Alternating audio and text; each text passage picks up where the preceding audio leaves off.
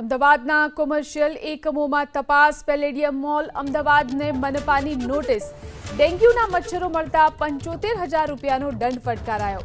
SG highway પર આવેલા palladium મોલમાં તપાસ કરવામાં આવી। મચ્છરોના બ્રીડિંગને લઈ અને આરોગ્ય વિભાગે તપાસ કરી। વોટર કુલિંગ સિસ્ટમ અને બેઝમેન્ટમાં તપાસ કરવામાં આવી। પેલેડિયમ મોલમાં 3 સ્થળે મચ્છરોના બ્રીડિંગ મળી આવ્યા। આરોગ્ય વિભાગે આ અંગે દંડાત્મક કાર્યવાહી કરી છે।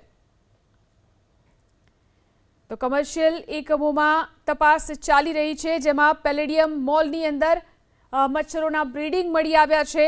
અમદાવાદ મનપાએ પેલેડિયમ મોલને નોટિસ ફટકારી અને આ સાથે જ ડેન્ગ્યુના મચ્છરો મળતા 75,000 રૂપિયાનો દંડ પણ ફટકારવામાં આવ્યો છે। એસજી હાઈવે પર આવેલો છે પેલેડિયમ મોલ કે જ્યાં તપાસ કરવામાં આવી।